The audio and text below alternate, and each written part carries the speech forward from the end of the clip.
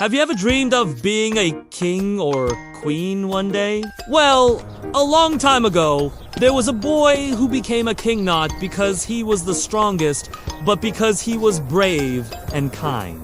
In Old England, a magnificent shiny sword was stuck deep inside a giant stone. Powerful knights and strong warriors from all over the land came to try their luck, pulling with all their might, but the sword wouldn't budge. Then, along came a young boy named Arthur. He wasn't a knight and didn't have fancy armor or a big war horse, but he had something more important, a good heart and belief in himself. When he gently placed his hands on the sword, whoop! It slid out of the stone as if by magic.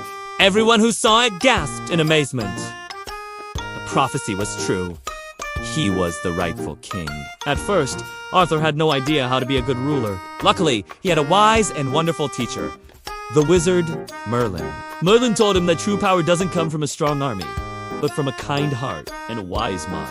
A great king rules with fairness and compassion, not just force, Merlin would say. Arthur listened to every word and grew up to be a just and beloved king, ruling his kingdom of Camelot with a fair and gentle hand. He gathered the bravest and most honorable knights in the land to help him protect the people. But Arthur wanted everyone to feel equal, with no one being more important than anyone else. So, he had a special table, built a round table, this way.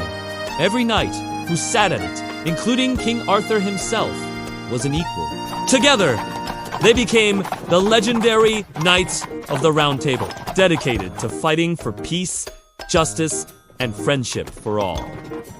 In his last great battle, King Arthur was gravely wounded. With his final ounce of strength, he asked his most loyal knight to return his magical sword, Excalibur, to the lake where it came from. As the knight threw the sword into the water, a mysterious hand emerged from the shimmering surface, caught it in midair, and pulled it down into the depths. Legend says that King Arthur never truly died. Instead, he rests on the magical island of Avalon, sleeping until the day his kingdom needs him to return and lead them once more. So remember, being a true king or queen isn't about wearing a crown or living in a big castle. It's about leading with bravery, kindness, and a heart full of love for others.